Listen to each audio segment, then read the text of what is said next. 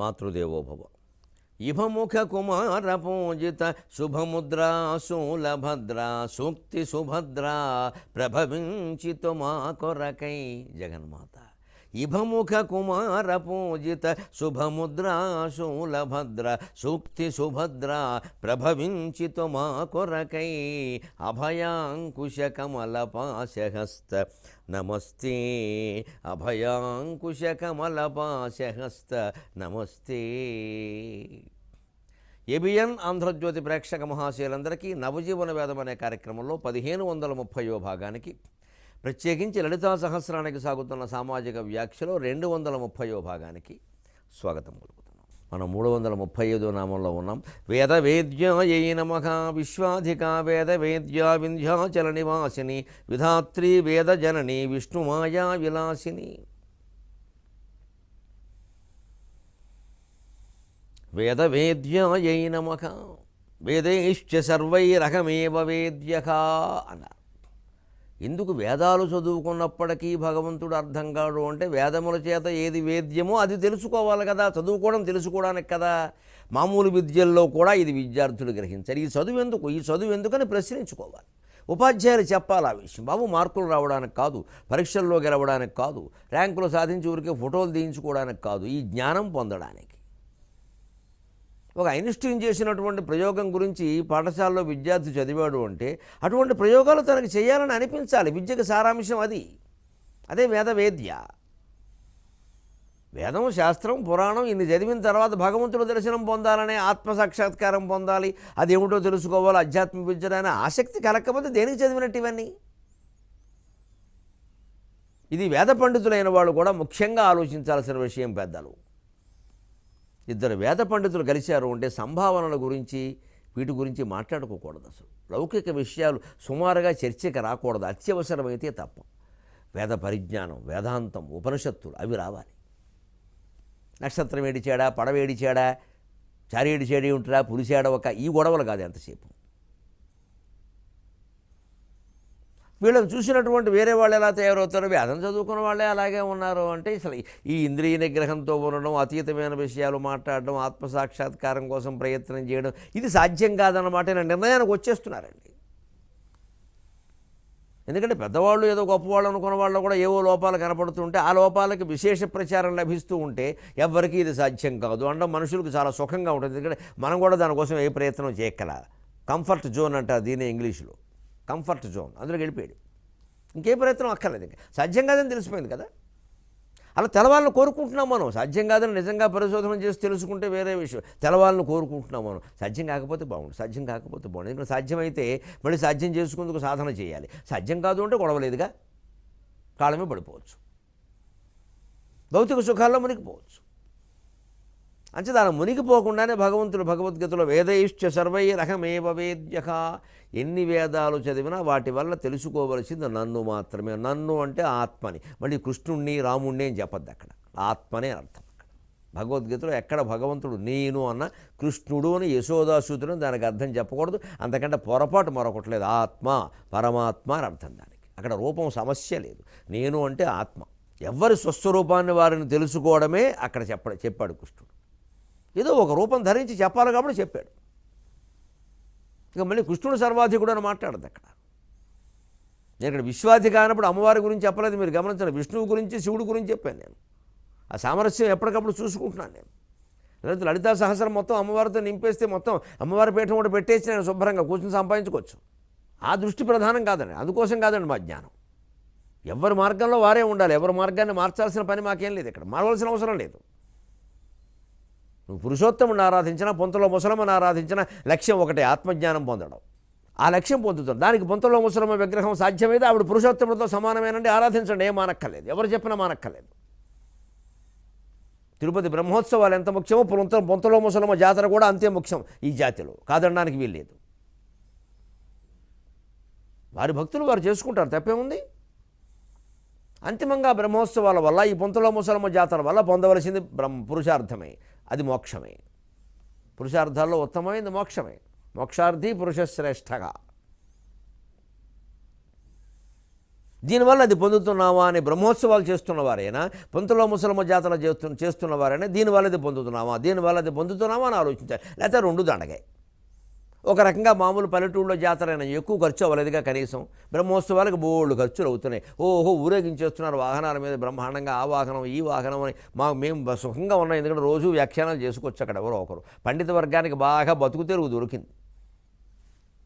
చెప్పిందే చెప్పి చెప్పడానికి బాగా అది పుణ్యం, ఇది పుణ్యం, అది విశేషం, ఇది సశేషం, అక్కడ ఉన్నది అశేషం చెప్తూ కూర్చోవడం బాగుంది, చాలా బాగుంది. కానీ అంతిమంగా పొందుతున్నది ఏమిటి? ఇన్ని ఏళ్లపాటు చేస్తున్నాం, ఇన్ని బ్రహ్మోత్సవాలు చేసాం, ఇన్నిసార్లు దర్శనం చేసాం, మన బుద్ధిలో వచ్చిన మార్పు ఏమిటి? ఆత్మజ్ఞానం పొందామా? పొందే దశలో ఉన్నామా? పొందాలనే కోరికతో ఉన్నామా? మళ్ళీ ఊరికే కాలు నొప్పి వేలు నొప్పి అంటూ కూర్చున్నామా? ఇది ఆలోచన చేసుకోవాలి. అయితే బ్రహ్మోత్సవాలు దేనికి? అన్ని 100 కోట్ల ఖర్చు దేనికి? ఇప్పుడు ఆ బ్రహ్మోత్సవాలు పెద్ద దేవాలయాలు కదా, మొత్తం అన్ని దేవాలయాల్లో వచ్చేసాయి. ఏ ఉత్సవం చేసినా బ్రహ్మోత్సవమే. బ్రహ్మదేవుడు లోకమైపోయాడు అందరికీ. అనుకున్న బ్రహ్మజ్ఞానం అంతా పోయింది, 4 తలకాయలు పోయాయి. అదే మనం గ్రహించాలి అందరం కూడా. అందుకే వేదయిష్టి సర్వే రకమే వేద్యకలు. ఎన్ని ఉత్సవాలు చేయి, ఊరేగింపులు చేయి, వేదాలు చదువు, శాస్త్రాలు చదువు, పురాణాలు చదువు, ఏం తెలుసుకున్నావు? ఈ వేదాల ద్వారా ఏం తెలుసుకోవాలో తెలిసిందా? ఏం తెలుసుకోవాలి? వేదాల సారాంశం మొత్తాన్ని 4 వాక్యాల్లో చెప్పారు. 4 వేదాల్లో సారాంశప్రాయంగా పెరుగు చిలికితే వెన్న తీసినట్టుగా తీసి చెప్పారు. ప్రజ్ఞానం బ్రహ్మ, అహం బ్రహ్మాస్మి, తత్వమసి, అయమాత్మా బ్రహ్మ, ఇవి ఆ 4 వాక్యాలు. ప్రజ్ఞానం బ్రహ్మ ఋగ్వేద సారాంశంగా చెప్పారు. అహం బ్రహ్మాస్మి, నేనే ఆ పరబ్రహ్మని యజుర్వేద సారాంశంగా చెప్పారు. ఎవడు తెలుసుకునే ప్రయత్నం చేస్తున్నాడో వాడే ఆ పరబ్రహ్మ. ది సెర్చర్ ఇజ్ సెర్చ్డ్, అదే కృష్ణమూర్తి గారు చెప్పారు. మనం వెతుకుతున్నది మన గురించేనండి, దేవుడి గురించి కాదు. ఆ దేవుడు మనమే. ఈ మనం ఎవరో మనం అని అనుకుంటున్నామో, ఎవరిని మనమని అనుకుంటున్నామో అది అనుకోవడం మానేసి ఆలోచిస్తే అర్థమవుతుంది. అదే రమణ మహర్షి చెప్పిన ఆత్మతత్వ విచారణ. అందుకే నువ్వు నమస్య వద్దు, నారాయణయ్య వద్దు, ఏమొద్దయ్యా, నేనెవరని ఆలోచించమన్నాడు. మనకి ఏదో ఒక రూపం ఉంటే కానీ, ఏదో ఒకటి ఉంటే కానీ, కాళ్ళ మీద పడడానికి ఏదో ఒకటి ఉండాలి మనకు. మన బలహీనత మంది. అందుకోసం మనం ఇలాగే ఆలోచిస్తాం. అందుకోసం మనకు ఋషులు కనీసం ఈ భావన పెట్టారు, ఈ కల్పన చేశారు. పోన్లే బాబు ఏడవండి, కొంతకాలం ఏడవండి, తర్వాత అయినా తెలుస్తుంది. ఎప్పుడు అదే పెట్టుకుంటున్నాం. ఇంక దాన్ని బాగా పెంచుకుంటూ వెళ్ళిపోయి అందరూ శివుడే అంటారేమండి, విష్ణు అనరేమండి, అందరూ విష్ణు అంటారేమిటండి, శివుడు అనరేమండి, ఎవరంటే ఏమైంది, 2 ఒకటే కదా అన్న భావన మనకు కలగట్లేదు. ఎందుకంటే మనం ఏదో నమ్మాం ఒక రూపాన్ని, 3 కళ్ళు 4 చేతులు 6 కాళ్ళు పెట్టుకున్నాం, అదే అందరూ ఒప్పుకోవాలి. చెప్పే పండితులు చెప్పకపోతే మనకు బాధగా ఉంటుంది. ఇప్పుడు చెబుతున్న దాని గురించే మొత్తం అన్ని రకాల రూపాలు ఇమిడ్చి చెప్పాలంటే లలితా సహస్రం కాదు, ఒక్క నామం వ్యాఖ్యానం ఏడాది పడుతుంది. చెమలది.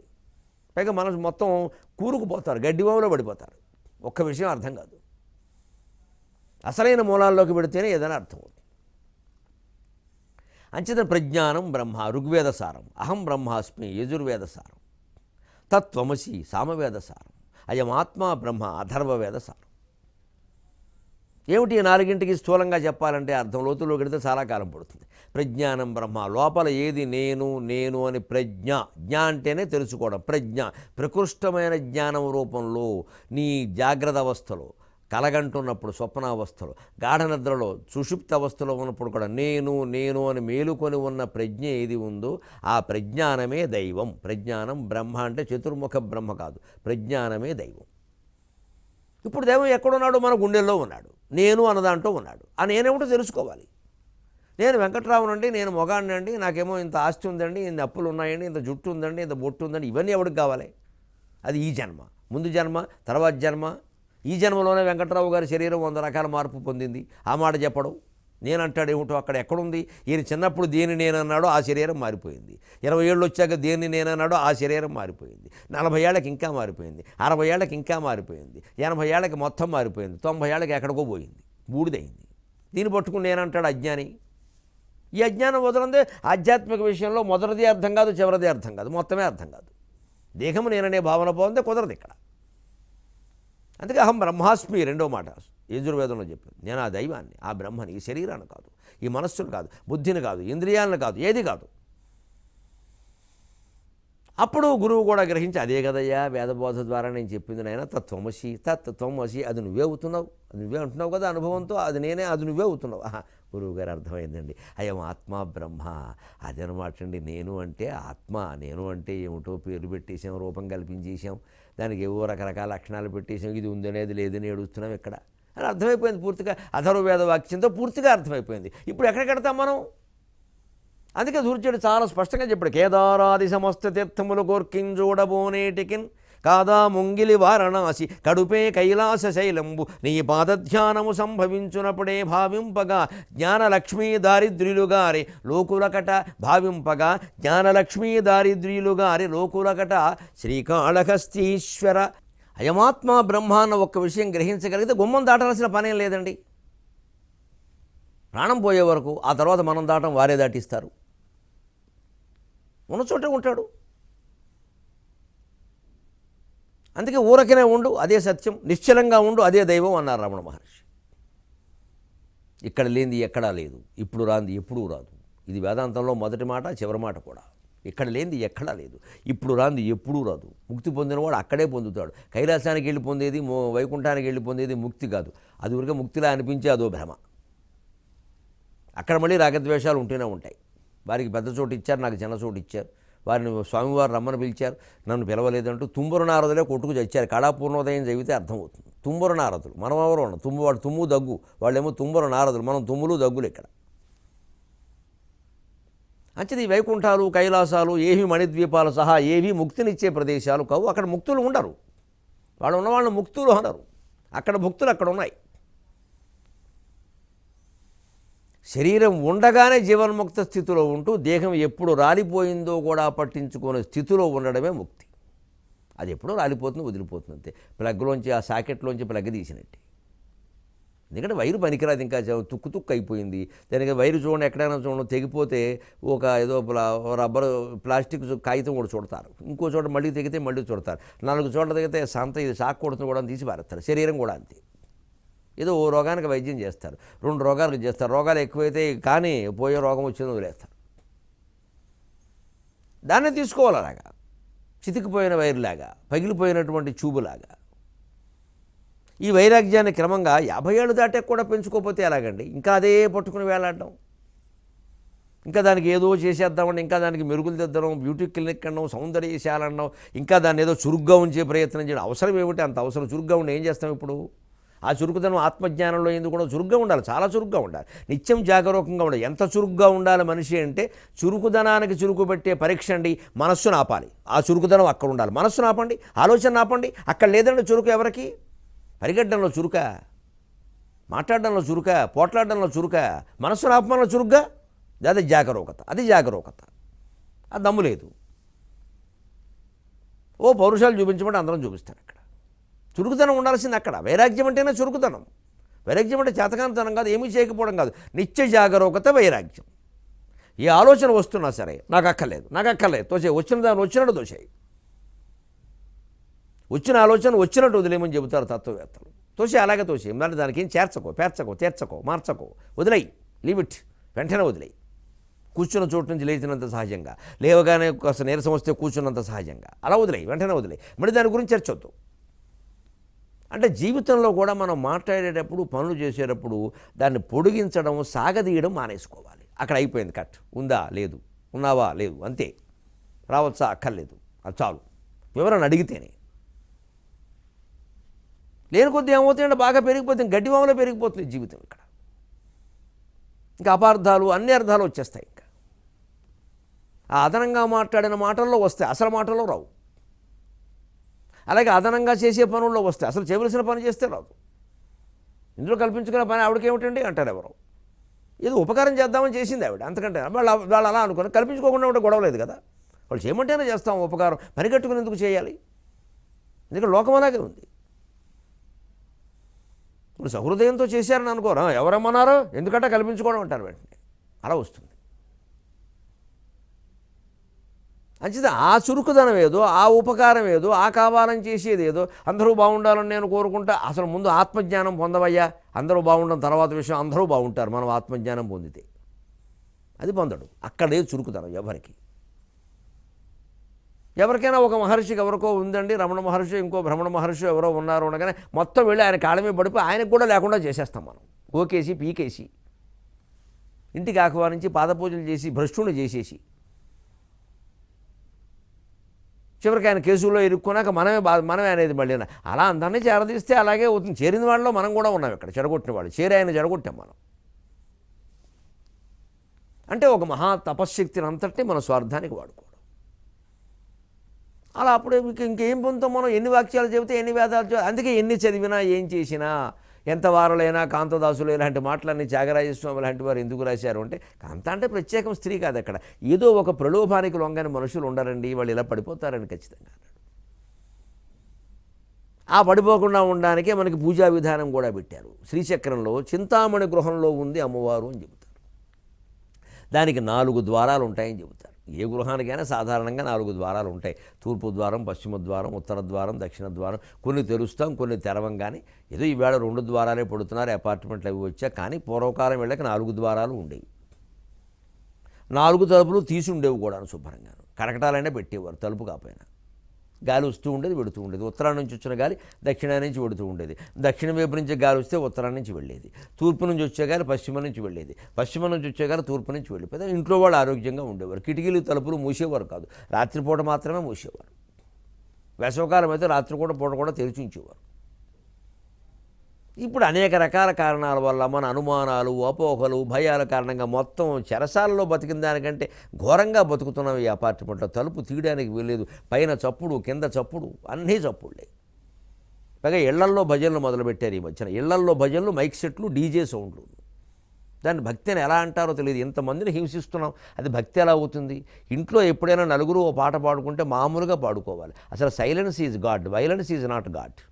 మౌనంగా ఉండడం, ప్రశాంతంగా ఉండడమే దైవం. మనం గొడవ చేస్తున్నామంటే దైవం ఎందుకుంటాడు అక్కడ? ఎందుకంత అరవాలి? ఎందుకంత మైక్ సెట్లు కూడా పెట్టాలి?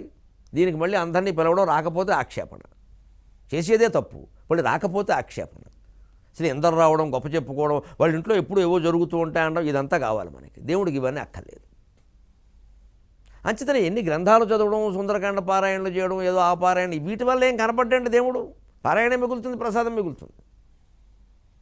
వేదేశ్వ సర్వే రకమే వేద్యగా, ఆ సుందరకాండ వల్ల, ఆ భగవద్గీత వల్ల పొందవలసిన ఆత్మసాక్షాత్కారం పొందామా? అంచేది ఇంటికి 4 ద్వారాలు ఎందుకు? చింతామణి గృహం అన్నారు. మన ఇంటిని కూడా, అమ్మవారి ఇల్లు కదండి, మన ఇల్లు కూడా చింతామణి గృహమే. భక్త చింతామణి, కల్పవృక్షం. చింతామణి పీఠం అంటే ఇంద్రుని పీఠం. దానికి 4 ద్వారాలు ఏమిటి? ఋగ్వేద ద్వారం, యజుర్వేద ద్వారం, అథర్వవేద ద్వారం, సామవేద ద్వారం. సరిగ్గా శ్రీచక్రంలో ఉంటాయి ఇవి. 4 ద్వారాలని, 4 వేద ద్వారాలని పేరు పెట్టారు. ఏదో సాహిత్య సభలు పెద్ద ఎత్తుని జరిగాయి అనుకోండి, ఏదో నన్నయ్య గారి ద్వారం, పోతన గారి ద్వారం, పాలుకురికి ద్వారం, తిక్కన గారి ద్వారం అని పెడతారు కదా గుర్తుగా, మహానుభావుల పట్ల గుర్తుగా. అలాగే ఇది కూడా. అంటే ఇవి 4 వేదాలు ద్వారాలుగా ఉన్నాయంటే అర్థం ఏంటంటే, చింతామణి గృహానికి ఆ మూల రూపమైనటువంటి అమ్మవారు ఉంది. ఆత్మస్వరూపంలో, ఆత్మరూపంలో ఉన్నప్పుడు ఆవిడని ఆత్మజ్ఞానం పొందాలి అంటే ఈ 4 వేదాల సారాంశాన్ని గ్రహించాలి. ఊరికే పారాయణ చేస్తూ కూర్చోక, వేదం చదివితే చాలు, వింటే చాలు, ఈ ప్రచారాలు ఎక్కువ చేయకూడదు. దాని అర్థం తెలుసుకోవాలి, సారాంశం తెలుసుకోవాలి. లేని దానికి ఊరికే ఎందుకు చదవడం? ఎక్కాలు చదివినట్టే వేదాలు చదివితే అలాగా? ఎక్కాలకు ప్రయోజనం ఉంది కదా, లెక్కల్లో వాడినప్పుడు ఎక్కాలు అనవసరం. అలాగే వేదాంత జ్ఞానం పొందినప్పుడు వేదాలు అనవసరమే. ఊరికే చదివేసాం, వేదం చదువుకోవడమే గొప్పనంటే ఇక ఎదుటివాళ్ళ కాళ్ళ మీద పడడానికి మనం దర్పం ప్రదర్శించడానికి పనికొస్తుంది. అంతకుమించి వాళ్ళకి కలిసి వచ్చేది లేదు, మనకు కలిసి వచ్చేది లేదు. వేదైశ్చ సర్వైరహమేవ వేద్యక అనేదాన్ని శ్రీచక్ర పూజా విధానంలో చింతామణి గృహానికి 4 ద్వారాలు వేద ద్వారాలని చెప్పడం ద్వారా రుజువు చేశారు. అందుకే అక్కడ ఉండే దేవతలు కూడా ఆయా వేదాలకి సంబంధించిన దేవతలు ఉంటారు. ఋగ్వేద ద్వారంలో శుద్ధ విద్యాధి దేవతలు ఉంటారు. యజుర్వేద ద్వారంలో సౌభాగ్య దేవతలు ఉంటారు. అథర్వవేద ద్వారంలో లోపాముద్ర మొదలైనటువంటి దేవతలు ఉంటారు. అగస్త్యుని భార్య లోపాముద్రను శ్రీచక్ర పూజా విధానంలో దేవతా స్వరూపంగా ఆరాధించారు. లోపాముద్రార్చిత, ఆవిడ అమ్మవారిని ఆరాధించింది. ఆ అర్చన కారణంగా ఆవిడ అమ్మవారి స్వరూపం అయిపోయింది. అందుకని లోపాముద్రాది దేవతలు ఉంటారు అక్కడ అథర్వవేద ద్వారంలో. సామవేద ద్వారంలో తురీయాంబ మొదలైన దేవతలు ఉంటారు. ఋగ్వేద ద్వారంలో శుద్ధ విద్య మొదలైన దేవతలు, యజుర్వేద ద్వారంలో సౌభాగ్య దేవత మొదలైన దేవతలు, అథర్వవేద ద్వారంలో కాస్త వరస మారుతుంది. ఇక్కడ సామవేదం వెనక్కి వెళ్ళి అథర్వవేదం ముందుకు వస్తుంది. ఆ ఆరాధనలో విషయంలో ఆ క్రియ ముఖ్యం కాబట్టి అథర్వవేద ద్వారంలో లోపాముద్ర మొదలైన దేవతలు, అంతిమంగా సామవేద ద్వారంలో తురీయాంబ మొదలైన దేవతలు. ఈ శ్రీచక్రారాధన విధానం చూసినా లేదు, వేద సారాంశాన్ని మనం తెలుసుకునేటువంటి విధానానికి మన వాళ్ళు ఏర్పాటు చేసిన ప్రణాళికని మనం అనుసరించిన అంతిమంగా వేదవేద్య ఆత్మసాక్షాత్కారం పొందామా లేదా, ఆత్మజ్ఞానం పొందామా లేదా, నేనెవరనే ప్రశ్నకి సమాధానం దొరికిందా లేదా, అదే అంతిమం. ఏన స్వాత్మానైవ సాక్షాత్కృతోభూత్ తతక్కిం తతక్కిం తతక్కిం తతక్కిం అని తోసిపారేశారు శంకరాచార్య. ఆత్మసాక్షాత్కారం కానప్పుడు నువ్వు ఎన్ని పొందితే ఎన్ని చెందితే ఏమైతే ఎవడికి కావాలయ్యా, సో వాట్ అన్నాడు ఇంగ్లీషులో ఆయన. తతక్కిం అంటే సో వాట్, అయితే ఏమిటి తీసే, ఊరికే చెబుతున్నాం ఇక్కడ, ఎవడికి కావాలి గొప్పలన్నీ. ఇది వేదవేద్యాయై నమః. విశ్వాధిక వేదవేద్య వింధ్యాచల నివాసిని 337వ నామం వింధ్యాచల నివాసిన్యై నమః. వింధ్యాచల సవర్ణ దీర్ఘసంధి. వింధ్యాచల నివాసిన్యై నమః. వింధ్య పర్వతం మీద నివసిస్తున్న నీకు నమస్కారం. ఎక్కడిది వింధ్య పర్వతం మీద ఆవిడ అవతరించాల్సిన సందర్భం ఎప్పుడు వచ్చింది? పాంచరాత్రాగమంలో లక్ష్మీతంత్రంలో ఉంటుంది ప్రత్యేకంగా. ఇది శుంభ నిశుంభులనే దేవతలు పుట్టారు. వారు మొత్తం మానవుల్ని, దేవతల్ని, ఋషుల్ని పట్టుకుని పీడించడం మొదలుపెట్టారు. అందుకే వారికి సహజంగా వాళ్ళ తపస్సులు వాళ్ళు చేశారు. బ్రహ్మ ఇచ్చినటువంటి వరదానం వల్ల వాళ్ళకి మత్తత బాగా పెరిగిపోయి ఆ శుంభనిశుంభుల్ని సంహరించడానికి అమ్మవారు వెంటనే దేవతలు వెళ్ళి ప్రార్థిస్తే, విష్ణుమూర్తిని ప్రార్థిస్తే, విష్ణుమూర్తి ఏమన్నాడు అంటే, నేను కంగారు పడకండి, నేను యశోదాదేవి గర్భంలో ఆవిడికి కుమార్తెగా యోగమాయగా పుడతాను, వైష్ణవీదేవిగా పుడతాను. ఒక శక్తి పుడుతుంది, ఆ శక్తి సంహరిస్తుంది. అలా పుట్టినటువంటి శక్తి వైష్ణవి శక్తి, యోగమాయ అనే శక్తి ద్వాపరయుగంలో పుట్టిన ఆవిడ శుంభనిశుంభుల్ని సంహరించి వింధ్యాచలంలో ఆ రూపంతో అక్కడే ప్రతిష్ఠితురాలై ఉంది విగ్రహ రూపంగా. అంతవరకు శరీరంతో ఆ పని చేసినప్పుడు అక్కడ విగ్రహ రూపంలో కొలువు తీరింది. అందుకని ఇప్పటికీ అలా వెళ్ళిన వాళ్ళు వచ్చేటప్పుడు వింధ్యాచల నివాసిని ప్రత్యేకం, ఆ పేరు కూడా అమ్మవారి పేరు వింధ్యవాసిని అంటారు, దర్శించి వస్తారు. ఇతర చోట్ల కూడా, వేరే చోట్ల కూడా ఆలయాలు ఉన్నాయి ఆ పేరు మీద. ఇది ప్రత్యేకం వింధ్యాచలంలో ఉన్న విషయం. అక్కడ కృష్ణునికి సోదరైనటువంటి యోగమాయ వైష్ణవీ శక్తి ఆ రూపం ధరించి అక్కడ అవతరించి శుంభుని సంహరించి. శుంభుడు అంటే మళ్ళీ తాత్వికంగా చెప్పాలంటే శుంభుడు అంటే అస్మిత, నిశుంభుడు అంటే మమత, అహంకారం, మమకారం. ఈ రెండూ మనకి యోగమాయ కారణంగానే ఏర్పడతాయి. యోగమాయ దాన్ని ఛేదిస్తుంది ఆశ్రయిస్తే, వ్యతిరేకిస్తే ఇంకో రకంగా ఛేదిస్తుంది. వ్యతిరేకించినా ఛేదిస్తుంది, ఆశ్రయించినా ఛేదిస్తుంది. వ్యతిరేకిస్తే భౌతికంగా శిరస్సు ఖండిస్తుంది, ఆశ్రయిస్తే అసలు ఆ శిరస్సు, ఈ శరీరం ఏవీ లేవురా అబ్బాయి అనే జ్ఞానం కలిగిస్తుంది ఖండించకుండా. అంచేత వ్యతిరేకించిన హిరణ్యకశ్యపుడికి ఒళ్ళు చీల్చేయడం ద్వారా మోక్షం ఇచ్చాడు భగవంతుడు. ఆశ్రయించినటువంటి ప్రహ్లాదుడికి జ్ఞానప్రాప్తి ద్వారా మోక్షాన్ని ఇచ్చాడు. ఇద్దరికీ మోక్షం ఇచ్చాడు. ఆయనది భక్తి అన్నారు, ఆయనది వైరభక్తి అన్నారు. ఏదైనా జరుగుతుంది. మరి ఆయన శత్రుత్వం ఉన్నప్పుడు ఆ శత్రుత్వానికి ప్రత్యేక కక్షే కదా, కార్పణ్యమే కదా, యుద్ధమే కదా. అదే ఒళ్ళు చీల్చడం అంటే, పేగులు చీల్చారంటే అర్థం అది. ఓ శరీరం శరీరం శరీరం అని కొట్టుకుపోతున్నావు కదా, నేనే ఈ శరీరం అని. చీల్చు చీల్చు చీల్చు, నెత్తులు చూడు, పేగులు చూడు, 72,000 నాడులు చూడు, ఏమున్నాయి ఇందులో? ఈ దిక్కుమాలిన దాన్ని పట్టుకుని నేనని ఏడుస్తావు. ఎంతోమంది చచ్చిపోతుంటే చూస్తూ కూడా కుళ్ళి కంపు కొడుతోంది అరగంటలో. ఐసుపక్షులు పెట్టకపోతే అడ్డమైన చీమలు వస్తున్నాయి అక్కడికి. దీన్ని పట్టుకుని నేనంటావు విరుమోహం అనే హిరణ్యకశ్యపుడిని నరసింహస్వామి చీల్చాడు. పోతన గారు పెద్ద శేషపద్యం రాస్తారు అక్కడ ఆ చీల్చడం గురించి. ఎందుకంటే జ్ఞానం పొందడానికి. చూడండి మీ శరీరాన్ని కూడా ఇలాగ చీల్చుకుని చూడండి, ఇది మనం కాదని అర్థమవుతుంది. అసలు మన శరీరాన్ని ప్రయోగశాలలో చూపించే చోట ఎప్పుడైనా ఇంటర్మీడియట్ కళాశాల ప్రయోగశాలకు వెళ్ళి ఆ బొమ్మల్లో చూస్తేనే మళ్ళీ అన్నం తినబుద్ధి కాదు. అసలు లోపల ఉన్నాయి ఇవన్నీ, ఈ దరిద్రం అంతా లోపల ఉంది. దీనికో పెద్ద మనం సన్మానం అంటున్నాం, అవమానం అంటున్నాం, ఎన్ని రకాలు పేరుస్తున్నామో చేరుస్తున్నాము. ఈ వైరాగ్యం రావడం కోసమే ఆ విషయం చెప్పారు. ఆ రకంగా ఆవిడ వింధ్యాచల నివాసిని. వింధ్య పర్వతం మీద ఆవిడ అవతరించడం, అక్కడ విగ్రహ రూపంలో ఉండడం, అమ్మవారి రూపంలో కారణం ఏమిటంటే వింధ్య పర్వతం సామాన్యమైందా? కాశీఖండంలో ఎలా వర్ణిస్తాడు వింధ్యపర్వత వైభవాన్ని శ్రీనాథుడు. కాంచన్ కాంచన గర్భ సంభవుడు ఉదగ్రగ్రావకోటి స్ఖల చంచన్ నిర్జరవేణిక సలిల సంజాతాబ్జ సౌగంధ్యమున్ పంచస్ఫుట కంఠనాదకత శుంభత్కుంభిదర్పాంధ్యమున్ న్యంచద్ధాటక భూమిభృచ్చిఖర గర్వావంధ్యమున్ వింధ్యమున్ కాంచన్ కాంచన గర్భ సంభవుడు.